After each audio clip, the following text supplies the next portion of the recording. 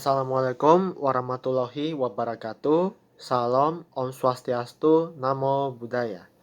Yang terhormat kepada seluruh hadirin atau penonton, selamat pagi dan salam sejahtera bagi kita semua. Bersyukurlah kita karena telah diberikan kesehatan dan kesempatan untuk merealisasikan webinar ini. Perkenalkan, kami merupakan mahasiswa dari UIB. Kami diberikan tugas proyek bernama PASEPRO atau Pancasila Social Experimental Project. Salah duanya termasuk mencari sekolah sebagai objek penelitian dan memaparkan salah satu dari 7 topik yang diberikan dari panduan tugasnya kepada murid-murid sekolah.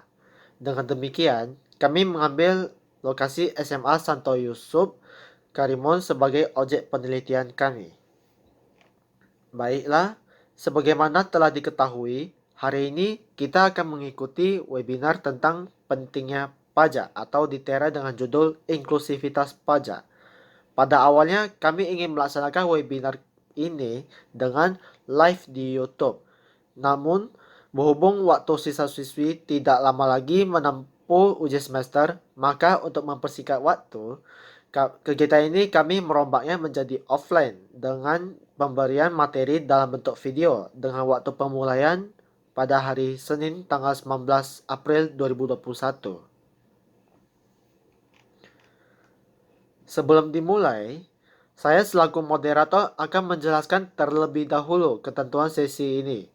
Acara akan diawali dengan mendengarkan pemaparan dari narasumber kita hari ini dengan waktu estimasi sekitar 20-30 menit.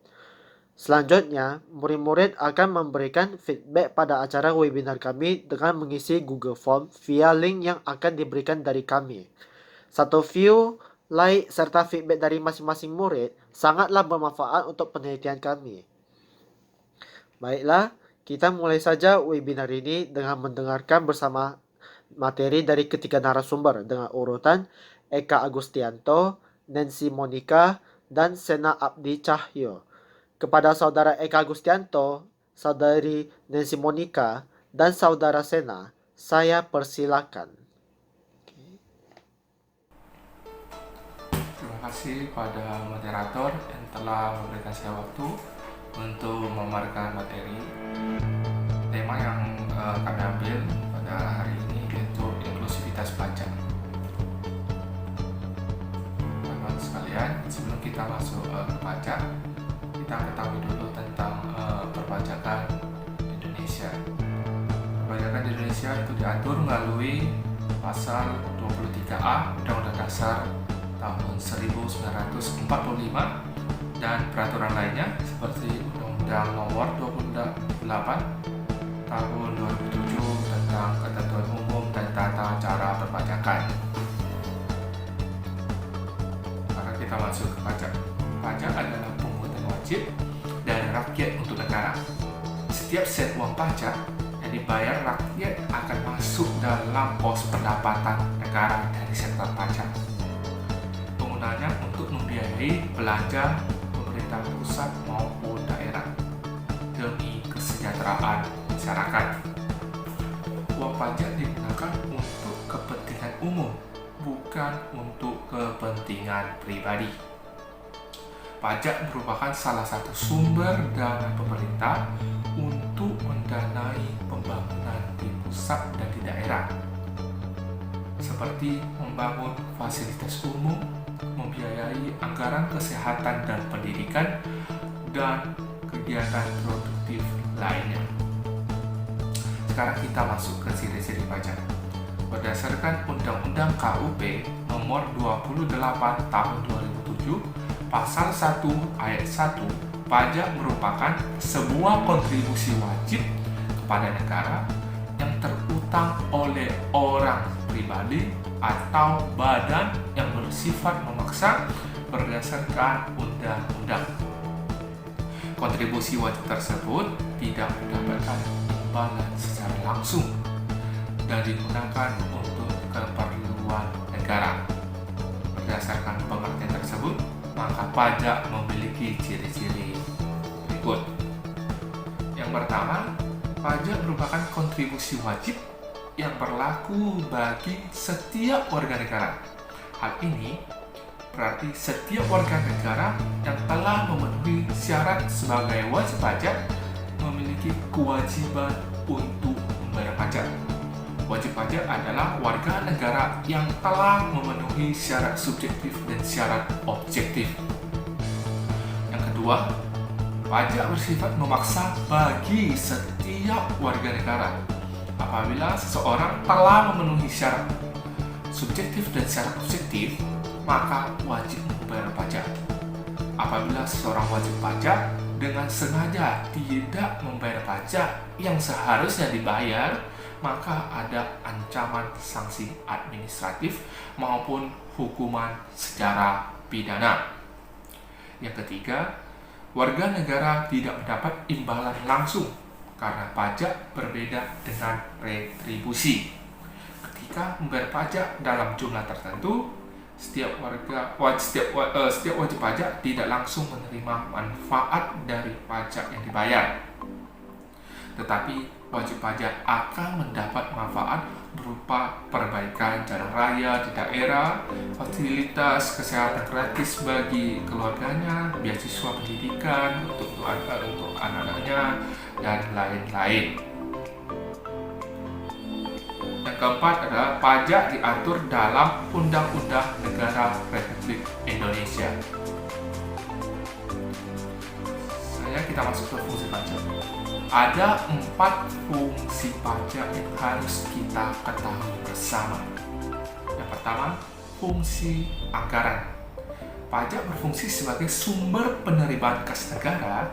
Pajak yang dikumpulkan dari masyarakat digunakan untuk membiayai pengeluaran negara. Semakin banyak masyarakat yang membayar pajak, maka semakin besar pendapatan negara dari pajak. Yang kedua adalah fungsi alokasi. Fungsi ini menekankan bahwa pajak harus digunakan untuk mendanai atau menyediakan barang atau jasa yang dibutuhkan masyarakat. Misalnya pembangunan sarana dan prasarana, bahkan pembangunan sebuah infrastruktur, atau contoh lainnya pembangunan tol, pembangunan jalan tol, jalan raya, pembangunan bandara udara, pelabuhan, dan lain sebagainya. Yang ketiga adalah fungsi distribusi atau pemerataan. Dalam fungsi ini, pajak digunakan untuk pembangunan ekonomi. Dalam artian, pajak ini berfungsi untuk mensejahterakan kehidupan masyarakat atau memperbaiki taraf hidup masyarakat. Yang keempat, pajak berfungsi sebagai pengatur atau regulasi. Dalam fungsi ini, pajak digunakan sebagai pelindung produksi dalam negeri. Misalnya, pemerintah menetapkan bea masuk terhadap barang ekspor sehingga barang tersebut menjadi lebih mahal dibanding produk dalam negeri. Nah, bea itu masuk ke dalam kas negara. Dan fungsi dari pajak ini untuk menyelamatkan produk-produk dalam negeri. Karena jika tidak ada bea pajak ini, produk dari luar negeri, barang ekspor dari luar negeri akan lebih murah dari produk dalam negeri, sehingga akan mengakibatkan produk dalam negeri ini terhambat atau tidak bisa laku dijual. Jadi tekannya bea masuk barang ekspor untuk menyelamatkan barang-barang dalam negeri, barang-barang yang diproduksi oleh negeri. Selanjutnya kita masuk manfaat pajak. Manfaat pajak itu sendiri secara umum terbagi menjadi 4. Yang pertama, membiayai pengeluaran negara yang bersifat self-liquidating atau memberikan keuntungan seperti proyek produktif barang ekspor. Yang kedua, membiayai pengeluaran umum seperti pembangunan fasilitas umum yang bisa dinikmati masyarakat. Ketiga, membiayai pengeluaran produktif seperti penyaluran bantuan bagi nelayan dan petani. Yang keempat, membiayai pengeluaran tidak produktif seperti mendanai pembelian senjata perang untuk tentara. Mungkin ini saja yang saya sampaikan, yang bisa saya sampaikan. Jika ada kata-kata saya salah, saya minta maaf yang sebesar-besarnya. Saya kembalikan kepada moderator. Jadi saya akan menjelaskan mengenai jenis-jenis dari pajak. Pajak yang pertama adalah pajak penghasilan ataupun PPh. Pajak ini dikenakan kepada orang pribadi ataupun badan atas penghasilan yang diterima ataupun diperoleh dalam suatu tahun pajak. Yang dimaksud dengan penghasilan adalah setiap tambahan kemampuan ekonomis yang diterima oleh ataupun diperoleh wajib pajak baik yang berasal dari Indonesia maupun di luar Indonesia yang dapat dipakai atau dikonsumsi untuk menambahkan kekayaan wajib pajak yang bersangkutan dengan nama dan dalam bentuk apapun. Dengan demikian, maka penghasilan itu dapat berupa keuntungan dari suatu usaha, gaji, honorarium, hadiah, ataupun lain sebagainya. Jenis pajak yang kedua adalah pajak pertambahan nilai ataupun PPN. Pajak ini dikenakan atas konsumsi dari barang ataupun jasa kena pajak di dalam daerah pabean ataupun dalam wilayah Indonesia. Orang pribadi, perusahaan maupun pemerintah yang mengkonsumsi barang ataupun jasa kena pajak dikenakan PPN. Pada dasarnya setiap barang ataupun jasa pasti kena pajak, kecuali sudah ditentukan oleh undang-undang dari PPN tersebut. Jenis yang ketiga adalah pajak penjualan atas barang mewah ataupun PPNBM. Selain dikenakan PPN, atas konsumsi barang kena pajak tertentu yang tergolong mewah juga dikenakan PPNBM. Jadi, barang mewah ini akan dikenakan dua jenis pajak, yaitu PPN dan PPNBM. Yang dimaksud dengan barang kena pajak yang tergolong mewah, yang pertama ada barang tersebut bukan merupakan barang kebutuhan pokok. Dalam artian barang ini bukan barang yang kita butuhkan, melainkan barang yang kita inginkan, begitu. Yang kedua, barang tersebut dikonsumsi oleh masyarakat tertentu. Berarti tidak semua masyarakat dapat mengkonsumsi atau menggunakan barang mewah ini. Yang ketiga, pada umumnya barang tersebut dikonsumsi oleh masyarakat berpenghasilan tinggi. Yang keempat, barang tersebut dikonsumsi untuk menunjukkan status. Yang kelima, apabila dikonsumsi dapat merusak kesehatan dan moral masyarakat serta mengganggu ketertiban dari masyarakat. Dan jenis yang keempat adalah bea materai. Pajak ini dikenakan atas pemanfaatan dokumen seperti perjanjian, akta notaris, serta kwitansi pembayaran, surat berharga, dan efek yang membuat jumlah uang ataupun nominal di atas jumlah tertentu sesuai dengan ketentuan. Jenis yang terakhir adalah pajak bumi dan bangunan ataupun PBB tertentu. Pajak ini dikenakan atas kepemilikan atau pemanfaatan tanah ataupun bangunan.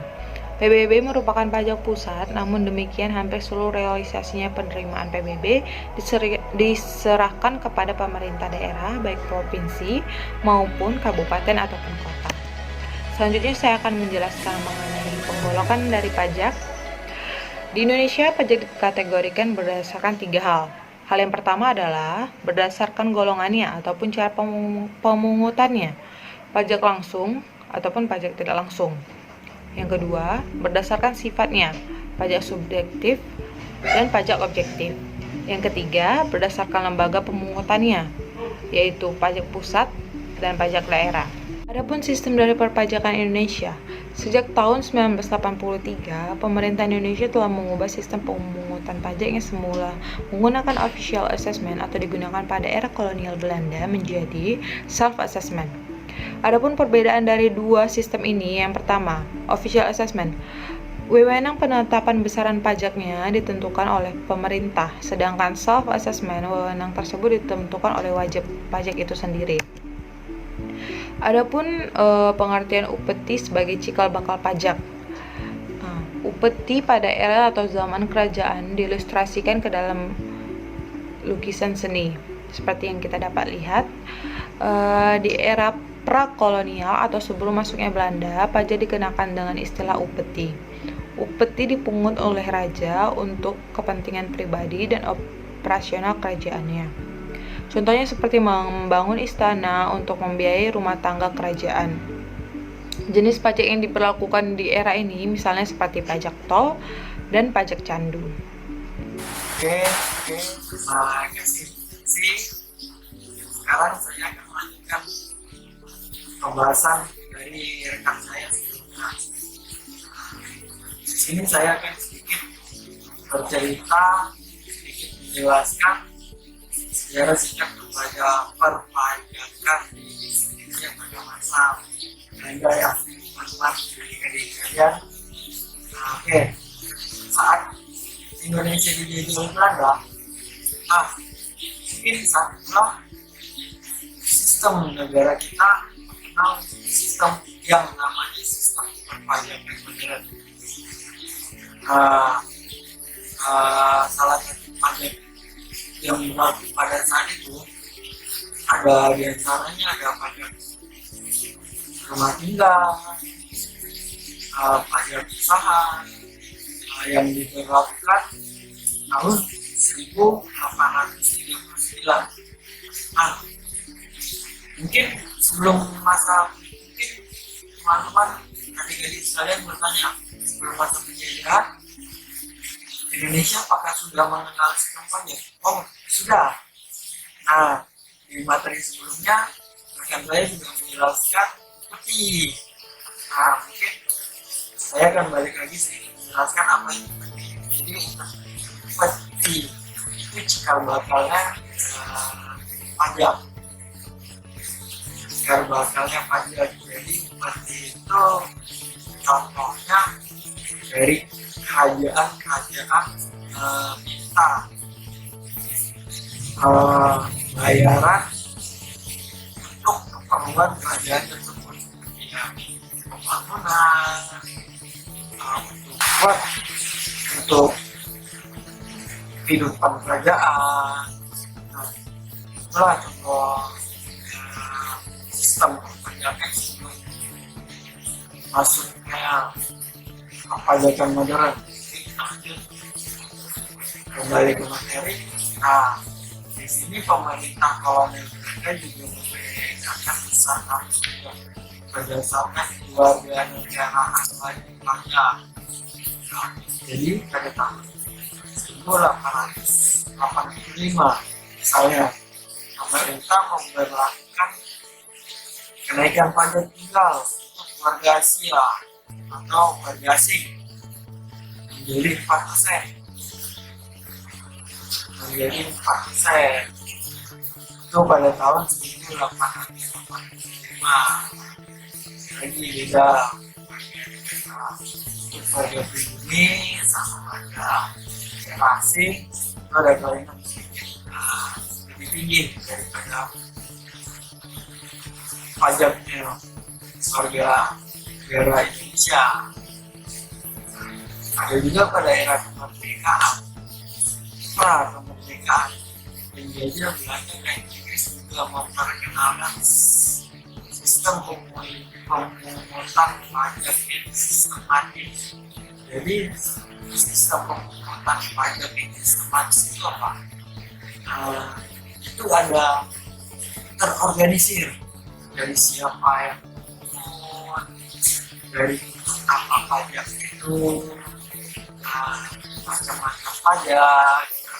Itulah dianggap pada era kemerdekaan Belanda dan Inggris memperkenalkan sistem. Oke, kita lanjut. Tadi kan kita sudah sedikit berbicara tentang sejarah perpajakan di Indonesia dari masa penjajahan Belanda. Ini saya kan ada dasar hukum perpajakan Indonesia. Dan nih teman-teman, ada undang-undangnya. Oke, kelas itu setelah tahu sejarah perpajakan Indonesia. Nah, nih lebih jelas lagi. Ini ada berbagai dasar hukum yang mengatur perpajakan di Indonesia. Ada undang-undang umum dan tata cara perpajakan yang diatur dalam Undang-Undang Nomor 6 tahun 1983 dan diperbarui oleh Undang-Undang Nomor 16 tahun 2006. Nah, di sini jadi ada ketentuan umum tentang tata cara perpajakan, tata cara bayar, tata cara perpajakan. Yang kedua, undang-undang perpajakan penghasilan atau PPH yang diatur dalam Undang-Undang tahun 1983 dan diperbarui oleh Undang-Undang nomor 17 tahun 2000. Ini udah banyak jelas.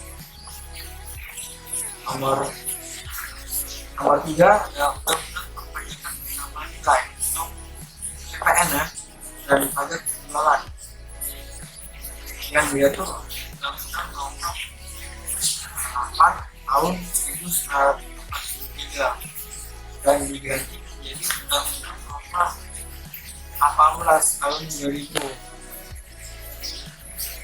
Oke, nomor 4 ada Undang-Undang pajak bangsa yang diatur dalam Undang-Undang nomor 19.997 dan diganti menjadi Undang-Undang nomor 19 2000. Yang terakhir ada Undang-Undang Pengadilan Pajak. Pengadilan Pajak yang diatur dalam Undang-Undang nomor 14 2002.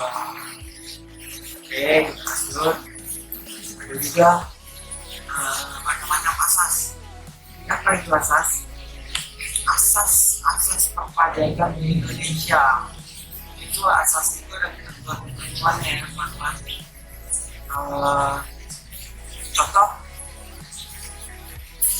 asas-asas yang ada di Indonesia. Contohnya ada asas finansial, asas ekonomis, asas juridis, asas umum, asas sumber, asas kebangsaan atau nasionalitas, asas wilayah teritorial. Nah itu ada 7 macam asas perpajakan di Indonesia. Mungkin teman-teman bisa klik masing-masing ya, lebih menambah wawasan tentang pajak, finansial, ekonomi, juridis, dan sebagainya. Kita lanjut.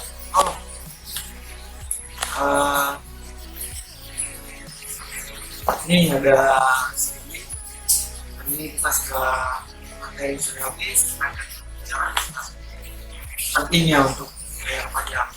Ada depan last but not least pajak pajak. Dan juga ini dari beberapa tokoh ya, ada beberapa tokoh dari beberapa tokoh semuanya. Richard Nixon, make sure you pay your tax, otherwise you can get in a lot of trouble. Pastikan Anda membayar pajak. Tidak, Anda bisa mendapat banyak masalah. Itu saja rekan-rekan adik-adik tidak mau mendapat banyak masalah kan? Yuk, bayar pajak tidak rugi kok.